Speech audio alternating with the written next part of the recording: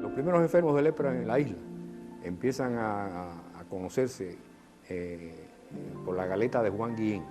Entonces existe una persona, un español, don Pedro Alegre, que tiene un hijo enfermo y dona unas tierras en Los Pontones. Este hombre que tiene un hijo leproso deja un legado, dispone de una suma de dinero para que se construya el edificio.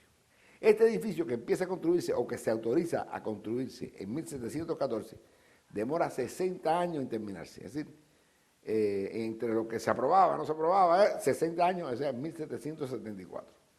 Y va a estar, te digo, donde está los alrededores de la caleta de Juan Guillén, que todo eso forma parte hoy del Parque Maceo, o sea, lo que es el Hospital Almejera, todo ese entorno. Ya entonces, ya por gestiones del padre Silva y el promédico Francisco Tenesa, se hacen gestiones a través para la corona española para construir un hospital en Cuba de enfermos de lepra. El rey de España, Felipe V, en el año el 19 de junio de 1714, por real cédula, ordena que se cree un hospital para enfermos de lepra en Cuba. O sea que este es el hospital como institución más antigua de Cuba que aún subsiste, como institución. Por eso hay un arco de afuera que dice 1714-1936. El Estado, que era el propietario del edificio, lo vende en 1915, en tiempo del general Mario García Manocal como presidente de la República. Pero ¿qué pasa? Que el Estado lo vende, pero no tiene dónde alojar dónde albergar a los enfermos, a los leprosos. Se quería fabricar un sanatorio en las afueras de La Habana, pero no tenían ese lugar. Llega el 11 de diciembre de 1915, no hay edificio nuevo construido para los leprosos, se espera todo el año 1916, y en diciembre de 1916 el dueño, ya el propietario del edificio, que quiere demolerlo, le da un plazo perentorio, porque había exigido que mientras los leprosos estuvieran allí y se demorara el desalojo de los leprosos, se le pagara 1.500 pesos mensuales. Pero, ¿qué pasa? Que en diciembre del 16, la Junta de Patronos que administraba el leprosorio se niega a seguir pagando los 1.500 pesos. Y entonces tienen que irse de ahí. Entonces se decide que los enfermos deben ser trasladados para el puerto del Mariel. Ahora, ¿qué pasa? Que cuando los leprosos se enteran que van a ir para el Mariel y en barcos con bastante mala calidad, se niegan a salir porque tienen miedo que hundan los barcos en alta mar, en el mar, y ellos perezcan. Aceptan ir porque las monjas, que son las hermanas de la Caridad de San Vicente de Paúl, y el padre Apolimar López, que está allí también con ellos, los acompañan en el barco. En el Mariel no existía tal hospital. Los metieron en unos barracones del tiempo de los esclavos y ellos le dieron candela a aquello. Y se quedaron viviendo en tiendas de campaña hasta que pudieron venir a este hospital que se fue haciendo poco a poco, pabellón por pabellón. Desde el año 8 de noviembre de 1854, las hijas de la Caridad de la Orden San Vicente del Paúl se hacen cargo del hospital. Del hospital toma el nombre de la calle San Lázaro, las canteras de San Lázaro, el torreón de San Lázaro. Se dice que el joven Martí en su presidio, en las canteras de San Lázaro, en su presidio político, al pasar con sus grilletes frente al hospital, las hermanas le curaban las heridas que le producían los grilletes por ese trabajo que él realizaba en ese lugar, según algunos historiadores. Siempre las hermanas de la Caridad acompañaron al paciente de lepra. Al radicarse aquí, ellas siguieron con el paciente de lepra, y cuando ya fue el hospital pasó al Ministerio de Salud Pública, ellas continuaron trabajando con el paciente de lepra. Y las hermanas eran las que los curaban, hacían las curaciones, porque normalmente no había enfermeras civiles que quisieran venir a trabajar con esta enfermedad. Que antes los vendajes, por ejemplo, no eran desechables. Había que recuperarlo, lavarlo con las manos, lavarlo y volvérselo a poner a los pacientes. Y esas hermanas jamás se contagiaron, jamás se contagiaron. Se decide buscar hacer la construcción en algún lugar lejos de la ciudad, y entonces se escoge la finca Dos Hermanos, que está situada en Santiago de Las Vegas, después de Santiago de Las Vegas, en el poblado de Rincón.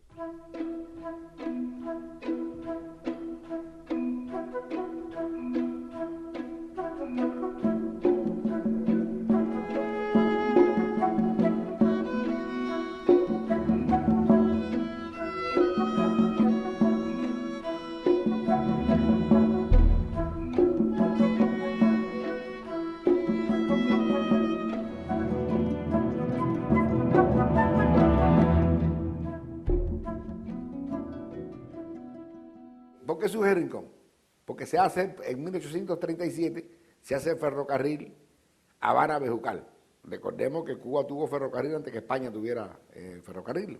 Cuba fue el sexto país del mundo en tener ferrocarril. ¿Qué pasa? Que ahí en un rincón, en un recodo del camino, en un pedacito, en un rinconcito, por eso se llama Rincón, se hace un apeadero de ferrocarril, Habana-Bejucal.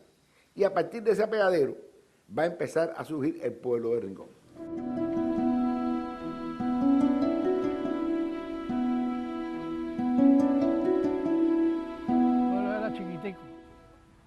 La calzada, no había acera. Aquí en el barrio este no existía casa, esto era una finca. Todo esto era finca cuando nosotros llegamos aquí. Por suerte, este sacerdote, Apolimar López, que viene con ellos, que va con ellos para el Rincón, pues es un hombre que va a vivir una larga vida en el leprosorio y va a consagrar su vida a la construcción y el engrandecimiento del leprosorio. Incluso nunca devengó pago alguno por su función ahí, sino todo lo donó a la construcción del leprosorio. Alfredo Sáenz y su familia, su esposa, María Jaén, fueron también grandes colaboradoras económicas del leprosorio.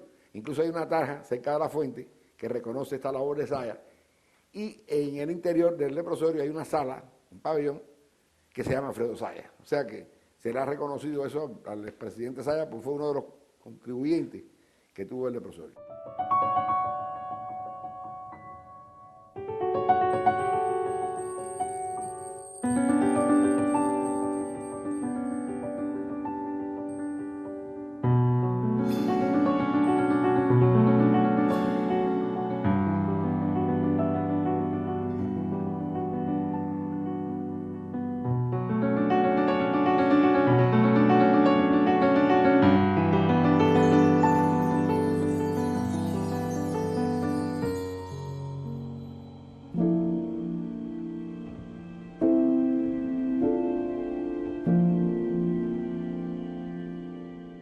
Desde que existe el hospital, había una capilla que iba anexada al hospital. La devoción a San Lázaro es una de las devociones más amplias en la religiosidad del pueblo cubano y incluye varias figuras a las cuales se devocionan. El tema de los dos Lázaros, los dos santos, los dos con una importancia en el orden bíblico, en el orden evangélico, ¿no? Uno, Lázaro, el hermano de Marta y María, el amigo de Jesús. Comúnmente se le llama Lázaro de Betania, porque vivían en Betania. Betania era un lugar que al parecer era muy de distensión, ¿no? Y Jesús iba allí a descansar. Este Lázaro recibió de Jesús probablemente el milagro más espectacular, si se quiere. Había muerto, Jesús no estaba, Jesús aparece al cuarto día. Ya lo habían enterrado incluso, y Jesús le dice a sus hermanas, no lloren, él está vivo. Se acerca a donde estaba enterrado, dice, quiten la piedra, y le dice, Lázaro, sal fuera. Y Lázaro sale afuera. Este Lázaro está ubicado en el altar central del Santuario del Rincón, pero a su vez en ese mismo espacio del Santuario del Rincón se rinde devoción a la figura de Lázaro de mendigo, el de la parábola bíblica. Esa imagen ha sido identificada por el pueblo como San Lázaro, pero en realidad no se refiere a ningún santo que pertenezca al canon de la Iglesia Católica, sino se refiere a Lázaro, personaje de una parábola, o sea, de una narración no histórica, de la cual Jesús se servía para comunicar una enseñanza. Aparece como un personaje que Jesús identifica con su nombre. Nombre que significa en hebreo Dios ayuda. Es una persona pobre, mendigo, dice la Biblia, hasta los perros le lamían las llagas. Era tan pobre que los perros venían a lamerle las llagas y no tenían ni fuerzas para espantarlos, ¿no?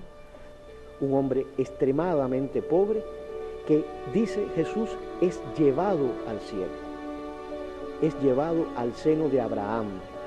Abraham, aquel que es nuestro Padre en la fe y que está en el cielo. Es una parábola que tiene características diferentes al resto de las parábolas. Primero, es la única parábola que utiliza un nombre propio. Segundo, es la única parábola que el Señor no explica. Todo el resto de las parábolas que el Señor usa en la Biblia, todas esas parábolas el Señor las explica, les explica a los discípulos, yo quise decir esto. En esta parábola no lo explica. ¿No será que está hablando de alguien que ellos conocían? El ser humano se identifica con este pobre. Por estar llagado, pues ha sido inspiración para leprosorios, lugares donde se encuentran personas con estas afecciones de la piel. El San Lázaro del que hablamos es justamente el que expresa físicamente los dolores del ser humano.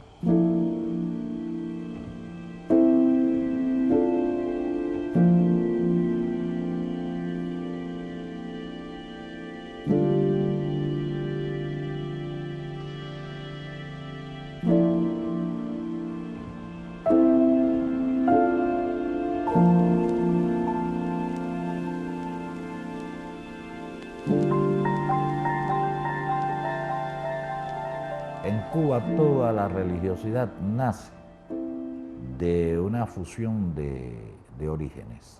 Cuando usted le pregunta a los fieles que asisten al Rincón, muchos de ellos tienen muy poca información, o a veces no saben prácticamente nada del amigo de Cristo, del Lázaro de la parábola, pero todos conocen al viejo. Es una especie de representación de esa significación popular a la que yo me refería originalmente. El viejo no tiene ningún, aparentemente, hasta donde hemos estudiado, no tiene ningún basamento historiográfico por ningún lado, pero es esa representación a partir de la cual la mayoría de los fieles que asisten al Rincón se identifican con la figura que están devocionando. Ese anciano, llagado, acompañado de perros, que es fuerte, que es exigente, que es muy milagroso, que se asocia principalmente con problemas de la salud, que puede ser blanco, que puede ser negro, las imágenes lo dan en cualquiera de los tonos, pero que para la gente es muy, muy importante y representa un vínculo representa un vínculo significativo para sus vidas. En la primera década del siglo XX, el obispo de La Habana, el obispo González, prohíbe la devoción al Lázaro pobre. ¿Por qué? El punto aquí no es juzgar que si hizo mal, si hizo bien. En primer lugar, el auge del sincretismo religioso, ¿no? El temor a eso. El modelo de iglesia de ese tiempo, que por supuesto no coincide con el de ahora. Y resulta que hace un tiempo apareció una señora con un devocionario de 1924, con licencia eclesiástica, donde la imagen que se propone es la de Lázaro el pobre. De hecho, todas las todas las oraciones van dirigidas a Lázaro, el pobre, el de la parábola. Por tanto, eso nos cierra el círculo de tal forma que entre 1924 y 1926 tiene que haber sido la prohibición. Modificar la imagen de San Lázaro, devolverla a su estado original, es todo un reto pastoral para la Iglesia en Cuba, porque significa provocar una mayor conexión entre la religiosidad popular y el mensaje renovador y curativo de Jesucristo y su Iglesia. Es una puerta que encuentra la Iglesia, un desafío, una vía para, como dijera el Papa Francisco, llegar a las periferias de nuestras sociedades. No se puede desprender una cosa de la otra, es imposible, porque yo diría que más del 90% de las personas que tienen un San Lázaro, que han imaginado las mentes, ¿verdad?, populares, que es un San Lázaro que se viste de morado, con tela de saco, que tiene unas muletas, que va con 2 perritos. San Lázaro es, de hecho, una tradición que empieza a crecer con mucha fuerza, sobre todo del siglo XX. ¿Por qué razón hay esa identificación? Yo pienso que sobre todo porque representa lo más desvalido de la sociedad, sobre todo con la seguridad de que este santo, por sus características, va a ser capaz de entender el dolor y al mismo tiempo de curar el dolor. Entonces es lógico que el santo, que se supone que cura, ¿no?, sea el de mayor devoción. Yo creo que San Lázaro se ha convertido en la figura de referencia, realmente dentro de yo diría no del panteón católico, sino del panteón cubano.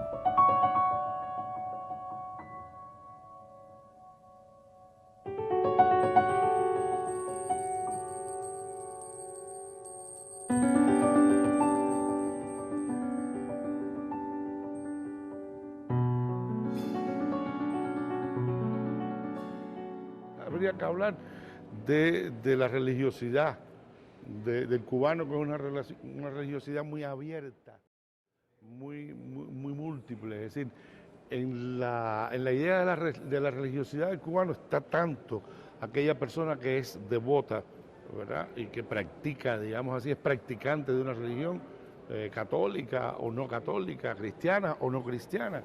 Y por otra parte hay algo que pudiéramos llamar, a mí me gusta llamar, de una realidad idiosincrásica, que está como que mezclada en la propia cultura, de la propia cubanía, y de la que somos partícipes todos, ¿no? Es decir, eso que nos lleva en algún momento difícil por decir, ay Dios mío, ayúdame, ay Dios mío, ayúdalo, ¿verdad?, que forma parte de una cultura, de un modo de ser, que se implica muy bien en la propia noción de lo cubano, de la cubanía. Uno descubre que ese ambiente de la religiosidad popular, que a veces miramos con muchas miradas y signos, valga la redundancia, siempre nos enseña a uno mucho más y nos deja más de lo que uno se imagina. La grandeza de esa fe, yo diría que noble, amable, buena, sencilla, de esos peregrinos que pasan por allí, o una vez al año, o una vez al mes, cada 17 de mes, es una fe muy sencilla. Y aunque no hay grandes reflexiones o compromisos, pero uno siempre se maravilla cómo Dios va tocando corazones y va tocando personas. ¿Cómo lidiar con el mundo no ya de la religiosidad popular, que se hace mucho más cercano a la idea o al pensamiento y al obrar de la Iglesia, sino con el mundo del sincretismo religioso? Yo creo que la clave primera nos las da ellos mismos. Hay que partir de la fe que ellos traen. Nosotros no podemos alterar el proceso de fe que está muchas veces incipiente en el corazón de esos creyentes. Lo primero que hay que hacer es respetar la fe que ellos traen. Respetar significa tenerla en cuenta, no necesariamente que coincidamos con todas las cosas religiosas que ellos poseen o traen, pero ciertamente empezar contando con la fe ya tenida me parece que es el primer elemento que había que tener en cuenta. Aún el que viene con sus creencias más sincréticas pueden captar el mensaje cristiano, porque el sincretismo en Cuba no está simplemente significado por la identificación de imágenes. El sincretismo se viene a implantar sobre un mensaje cristiano que también es conocido. Esas personas saben rezar el Padre Nuestro. Esas personas, cuando yo recorrí con la Virgen de la Caridad toda La Habana, en esquinas, en parques, en cárceles, esas personas saben rezar el Ave María.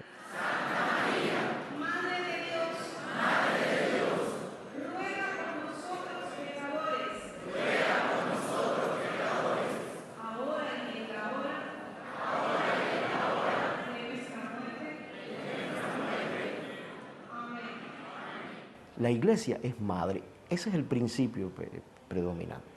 La iglesia es madre. Esta es tu casa. Te excluyen por ahí, yo no te excluyo. Lo que te propongo es un camino superior de la libertad. Por ejemplo, el código moral de la religiosidad popular o del sincretismo religioso incluso, no podemos negarlo. Hay puntos en los que se empata con nuestra propuesta moral. A veces son más intensas y más reguladoras de la conducta cotidiana de las personas que algunos que se llaman devotos o fieles o practicantes más sistematizados y que igual en la vida pueden mostrar incoherencias entre el discurso de lo que dicen ser y la práctica de lo que hacen. La clave es aprovechar esos espacios, no juzgar. Y una vez ese primer escalón, sí entonces presentarle la novedad del Evangelio. Entonces, claro, esta figura de San Lázaro entra en primer lugar muy bien, congenia muy bien con la naturaleza subjetiva, con la religiosidad del cubano. Es una figura con una multiplicidad de aproximaciones posibles, porque es una figura muy sincrética, es decir, tanto un modelo de religiosidad como otro se acercan a él también con devoción, con la creencia sana de que puede ser un apoyo en la solución de muchos de sus problemas, y aquí vendría un segundo momento.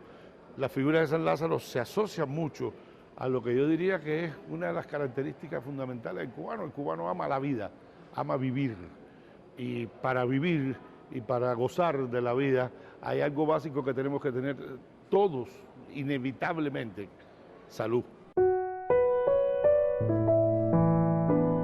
Por eso empieza algo que es una tradición también, que viene de la iglesia no solo española, que es la promesa. Es una identificación muy interesante porque es una identificación que va más allá de lo puramente formal. Es una identificación espiritual muy profunda, en la cual la persona es capaz de grandes sacrificios físicos, de dolores, con tal de aliviar la pena o de expresar su devoción y su agradecimiento a San Lázaro por ayudarlo, o la promesa para que lo ayude.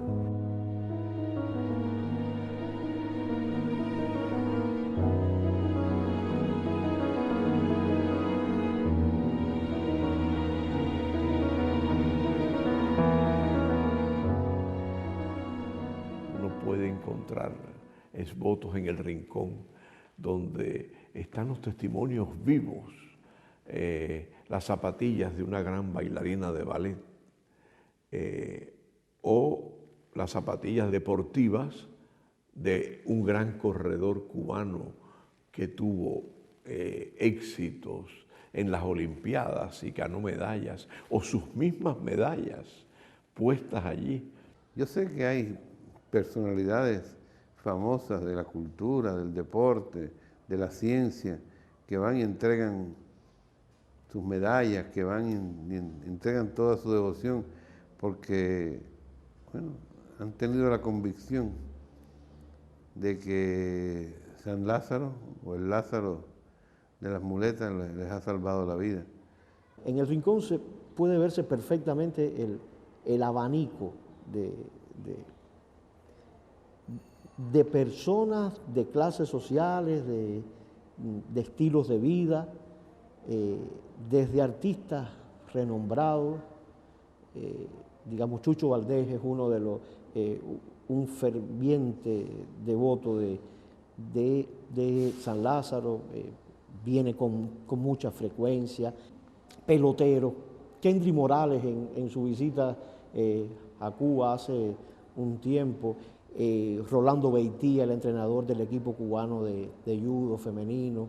Cada vez que gano, le doy medalla, le pido por mi familia, que es lo primero que hago, y después le pido seguir teniendo medallas para podérsela dedicar a él, que en realidad es el que me hace tener esta valentía, este poder, esta disposición de ser tan guerrero para obtener medallas.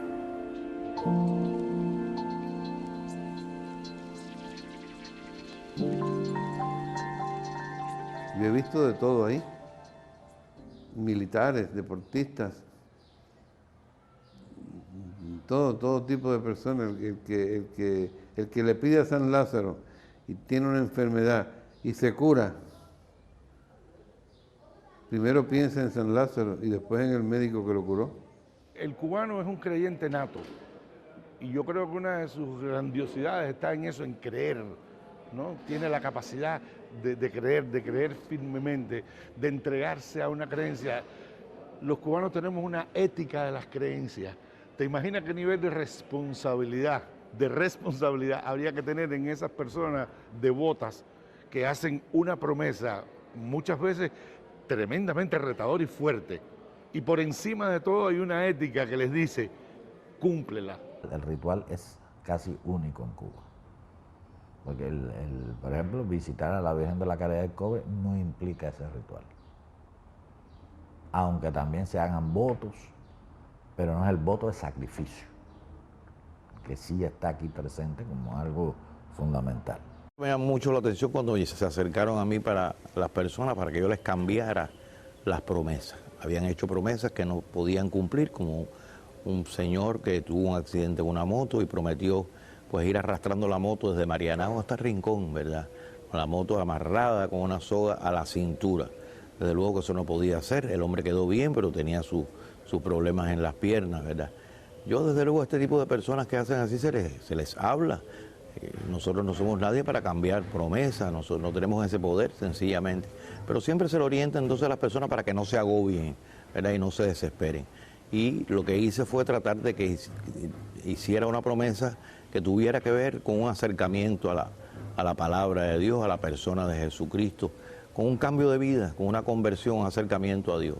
A lo largo del tiempo vi muchas cosas que me llamaron la atención. Por ejemplo, una señora que llegó con su niño de brazo, la cual yo lo fui a recibir y le di a darle la bendición al nené, y en cambio ella se echó a llorar. Y yo dije, ¿pero por qué llora? Dice, porque vengo a darle gracias a San Lázaro, porque el año pasado yo llevaba muchos años ya de casada, no había tenido hijos, le pedí a San Lázaro que quería tener un hijo, y ese año salí embarazada. Y hoy vengo a darle gracias a San Lázaro con el niño que llevaba en los brazos, porque a él le debo que haber tenido mi hijo.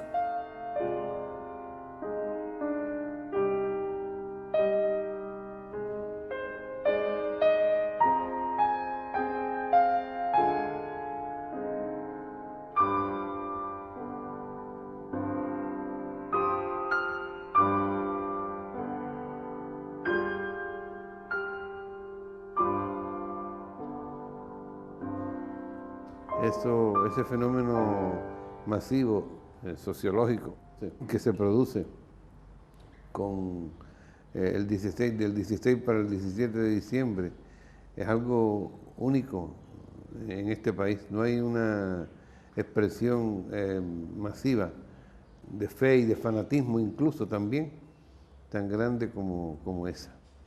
Los días antes, el mismo día de San Lázaro, las horas antes de la noche, en el día 16 de diciembre, que es víspera de su fiesta, vemos toda la gama de la población cubana. El fenómeno del 16, o sea, históricamente estaba concentrado el 16 y el 17, aunque siempre durante todo el año viene mucha gente. ¿Qué pasa? Que de hace unos años para acá, como que se ha estirado el 16 y el 17, y es un fenómeno que abarca, claro, como hecho de masas, como hecho multitudinario, todo diciembre. En todas las iglesias tú invitas a la gente, aquí no hace falta invitarlas, la gente viene sola. La gente va con un sentimiento muy cubano de dar gracias y un sentimiento también muy cubano de cumplir. Y ese día de Lázaro, todo el mundo quiere cumplir con él, porque es alguien que entra en la trama de la vida de muchas personas. Es un esfuerzo de mucha gente, incluidas las autoridades, que claro, garantizan un grupo de cosas que nosotros solos no podríamos aceptar. En cuanto a orden, en cuanto a recursos para el volumen de personas, en cuanto a el aspecto organizativo del transporte, muchas facilidades que se dan en esos días.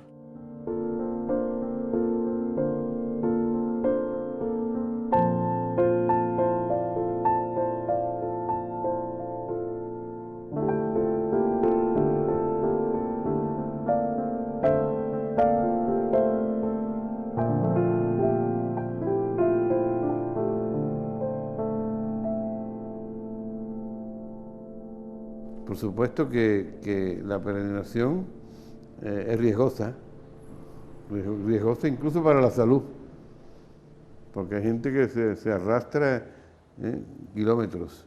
¿Cómo llegan? Con las piernas llegadas, con las rodillas heridas, magulladas, pero van con fe. Me llamaba la atención la cantidad de niños que llevaban, los padres niños pequeñitos, a veces dormidos, a veces los llevaban arrastrándolo en una cesta o algo, esas cestas plásticas. Desde luego me doy cuenta que ahora se ha multiplicado la cantidad de personas. No son solamente gente de La Habana, sino de todo el país, hasta de fuera del país, ¿verdad? De otros países que vienen a cumplir promesas y a pedir a San Lázaro. Yo vengo de España y me parece muy interesante la peregrinación a San Lázaro porque es una manifestación cultural más del pueblo cubano, de su interés, y también porque España es un país de tradición muy religiosa y las procesiones también se ven como parte religiosa y como parte festiva. Entonces esa mezcla de festividad y religiosidad, bueno, me atrae, y aparte el colorido de Cuba, que vamos a decir, impresionante. Cada 17 de diciembre era para mí una experiencia tremenda. Era un enfrentarme a qué va a pasar, era un reto, porque verdaderamente esa madrugada empezaba ya empezaba como un antecedente. A las 10 de la noche empezaba a coger aquello fuerza, la multitud que prácticamente ya no cabían, antes de las 12 ya prácticamente no cabían, y esto va creando como una exaltación, actitudes a veces un poco, yo diría, hasta de histeria, ¿no? Eso nos fue haciendo a nosotros encontrar o ir dando respuestas, ¿no? Dando respuestas, sobre todo en relación con aquella masa, estimulándoles a cantar, a rezar, a aplaudir, y que por ahí también expresaran su religiosidad. Tuvimos momentos en los que vimos cómo aquel pueblo enardecido ya por la obra que era, llegó a romper hasta las barandas de mármol.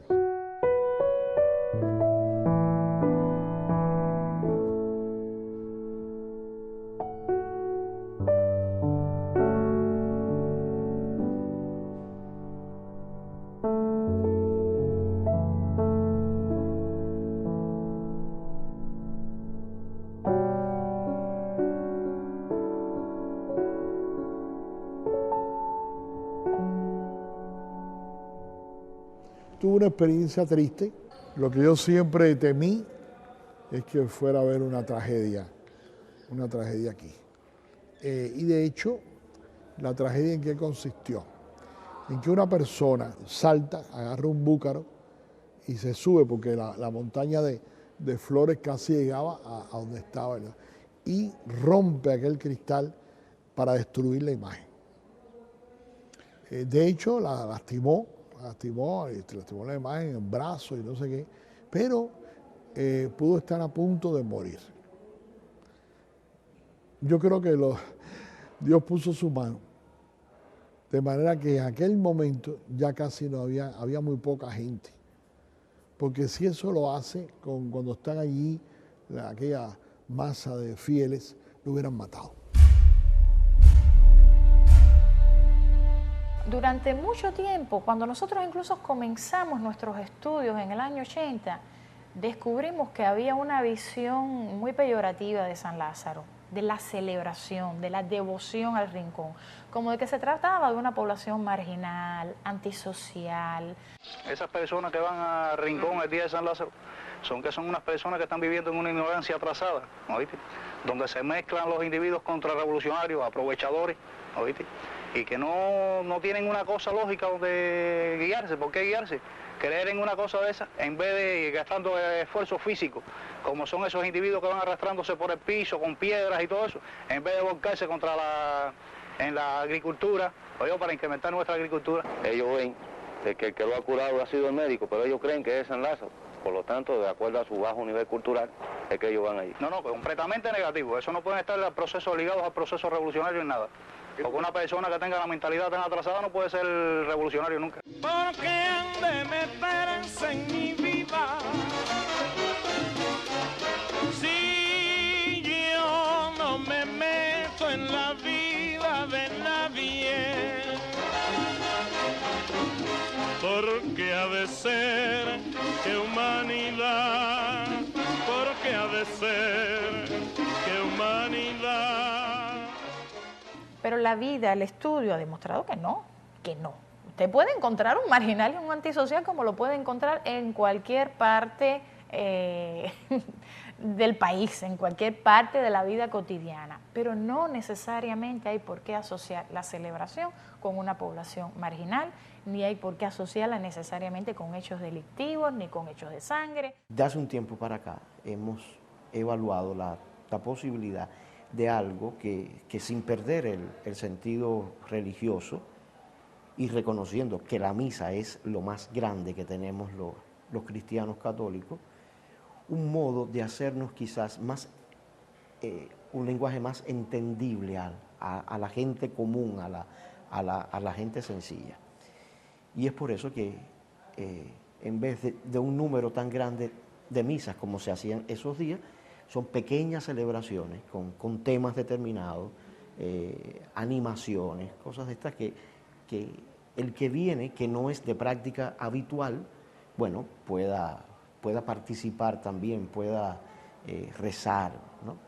De cualquier forma, claro, mantenemos las misas tradicionales a lo largo del día, ese día, la misa más importante es la que preside el cardenal, como obispo de La Habana, como pastor de esta iglesia particular, y bueno, ese es no el cierre, pero sí el momento más solemne, más importante, si se quiere. Yo diría que San Lázaro es el de más devoción en Cuba, más incluso que Santa Bárbara, más que la Caridad del Cobre. La inmediatez del santuario del Rincón con respecto a la ciudad de La Habana hace que la afluencia de público continuo sea muy grande y que sea más fácil llegar hasta él y que haya un núcleo muy grande de población que es La Habana, que está cerca, que lo hace más accesible. El Cobre está lejos de Santiago. De manera que va tomando el santuario cada vez más una fuerza muy grande. No compite ni tiene que competir tampoco con la devoción a la Virgen de la Caridad. Son dos cosas distintas. Además, la Virgen de la Caridad está en toda Cuba. esto está más localizado. Hay momentos en que decae un poco la fe en ese terreno, porque hay una esperanza social realizable, o para la mayoría de la gente realizable. Y después hay un proceso extremadamente complicado en la propia sociedad, en la cual la necesidad de la fe se convierte también en un resorte importante de la mayoría de la población. Y me llamó siempre la atención en ese tiempo, y ya trabajando yo, la cantidad de peregrinos, de personas que asistían en momentos difíciles también para el país, donde la religión no estaba totalmente reconocida quizás, no tenía una aceptación total. Es cierto que estas solicitudes o estas creencias asociadas a la realización de sueños, de milagros de San Lázaro también se han modificado como todos los contenidos subjetivos, ¿no? Hace poco leí un trabajo que testimoniaba que en los años más duros del inicio del periodo especial, pues muchas personas acudían a San Lázaro para pedirle que cambie esta situación, que mejore la situación, que el país mejore, ¿ya? Pero siempre asociado a esta cosa más vital del estado de bienestar. Por lo tanto, es una figura en este sentido muy fuerte, muy potente, con mucha capacidad de convocatoria. Cuando empieza el periodo especial, y sobre todo a raíz de empezando los 90, que las personas comienzan a tener una incidencia social fuerte de un conjunto de necesidades, que hay un conjunto de incertidumbres que van más allá de la salud y de los problemas personales en el área de la salud. Inmediatamente que comienza la década del 90, nosotros le añadimos a nuestras guías de entrevistas la pregunta a las personas de cómo San Lázaro puede relacionarse con la vida social del país, cómo San Lázaro puede darle respuesta a las personas en un ámbito mayor que no sea la salud.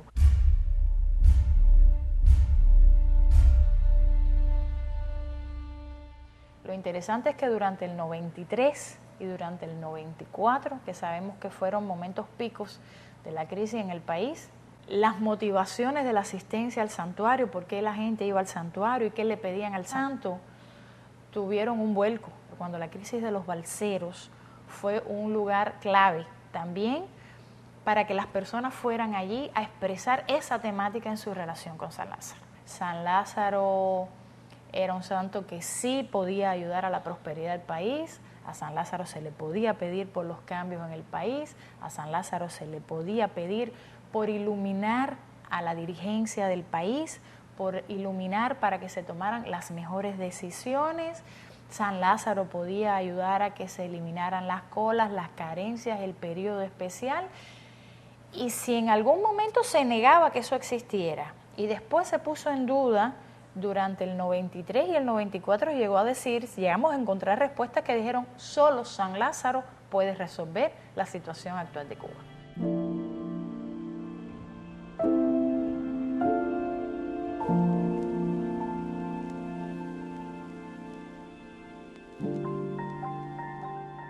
En los años 90 el templo se le añadió 2 naves laterales para acoger al público que cada vez se hacía mayor. La dirección del templo tenía mucho interés primero en mejorar el espacio para los fieles, ¿no? En crear nuevas condiciones para sus propios trabajadores, para todo el que los visitaba, en sanear todos los espacios públicos y por supuesto devolverle algunos valores que estaban quizás ocultos a nivel de imagen, de arquitectura. El proceso de intervención se asumió de manera abarcadora, estamos hablando desde las áreas públicas, jardinería, parqueo, hasta llegar a los puntos más interiores e incluso los servicios sanitarios, capillas, oficinas de los mismos que trabajan ahí. Y yo creo que el reto mayor fue la recuperación del templo. Y el cambio principal, yo creo que la gente más ha contrastado y agradecido, es la recuperación de la pintura mural en la cúpula. La fuente es parte de un proyecto que es lo que es el jardín. Es decir, en general hay un espacio público que se le hizo varias intervenciones porque era un sitio donde va mucho público a descansar después de las misas, después de sus largas caminatas. Necesitaban un espacio de relajamiento, de descanso básicamente.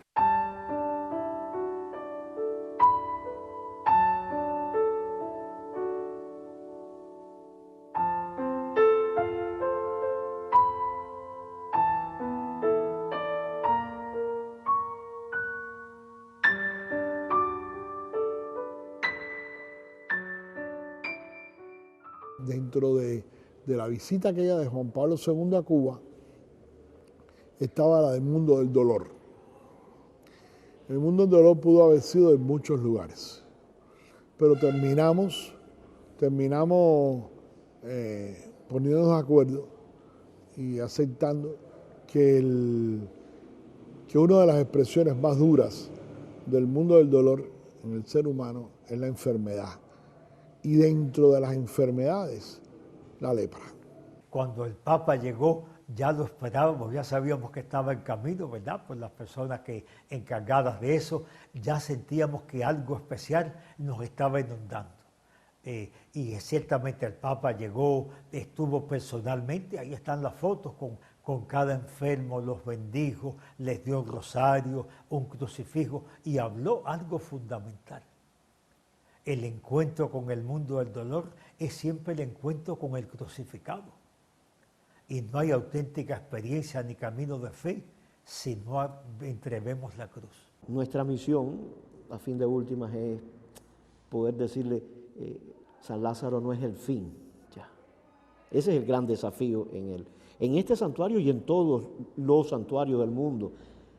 El fin no es la devoción, el fin es Jesucristo. Yo creo que el santuario de San Lázaro, creo que es una ventana más, entre otras, en la que se puede palpar directamente lo que significa la dimensión espiritual del hombre, en este caso del hombre cubano. Creo que es importante destacar esta realidad. No solamente destacarla, sino tenerla en cuenta. ¿Por qué? Por la necesidad de nutrirla correctamente. Ese es el intento que hacemos siempre para que aquellas personas que van allí no solamente expresen su fe de una manera lo más correctamente posible, sino que esa fe madure y crezca en orden a conocer justamente lo más importante de esa fe, que es la experiencia que hay que tener de Jesucristo el Señor, la misma experiencia que tuvo Lázaro. Y creemos nosotros que la acción evangelizadora no se da únicamente en el plano doctrinal, ¿no? Yo creo que se hace acción evangelizadora, se evangeliza, se catequiza incluso desde el momento en punto en que tú entras y alguien te dice, en este lugar, buenos días, bienvenido, esta es su casa, ¿qué necesita? Yo creo que eso, con la carga existencial que los peregrinos llegan, esa es una acción que la Iglesia también tiene que dar. La ayuda monetaria, en unos casos, material de otro tipo en otras. Por ejemplo, que nosotros ayudamos en el santuario a 575 personas.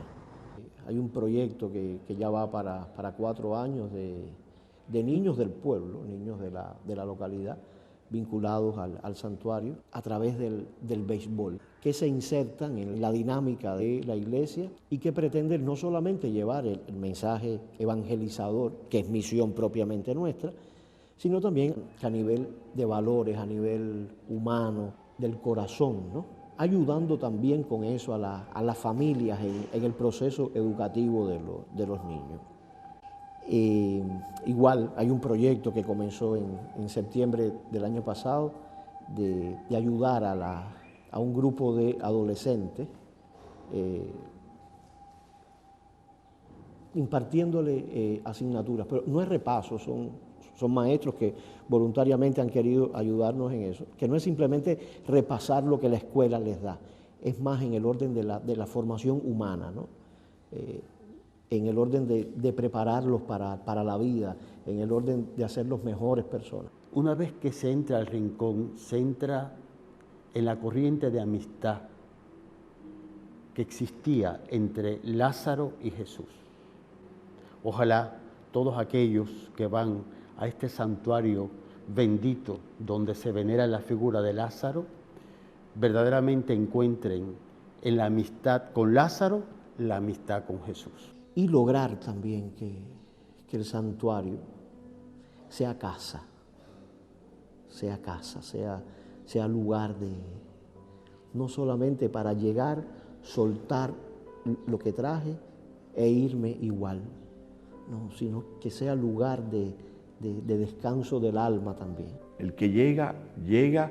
El reto es saber acoger al humano que llega, acogerlo con misericordia, acompañar y dar un testimonio así del Evangelio, que también se da no solo con palabras, sino con hechos, donde falta una acogida amable, donde no hay una presencia comprensiva. Yo no puedo entonces simplemente explicar doctrina cristiana o teología. Hay algo de la persona que habla y que dice, bueno, aquí está el Señor, aquí está Dios, aquí está la iglesia, el cristianismo, aquí está la fe. Yo creo que la fe tiene ese factor sobre el ser humano, sobre los sentimientos, el sufrimiento del ser humano, que es la esperanza, que es la seguridad de que hay algo que está más allá de lo que yo me puedo explicar y que puede realmente mucho más efectivo que la propia medicina. Nada se hace sin fe. La fe es una fuerza tan grande como el amor. Ojalá yo tuviera esa fe, porque me hubiera liberado de muchos dolores y de muchos pesares. Ojalá yo tuviera esa fe. Yo envidio esa fe.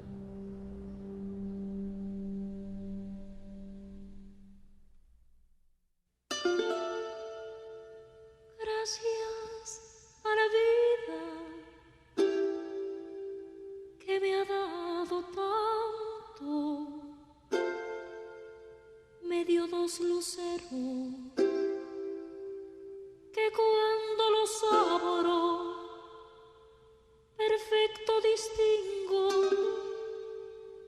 lo negro del blanco y en el alto cielo su fondo estrellado y en las multitudes el hombre que yo amo.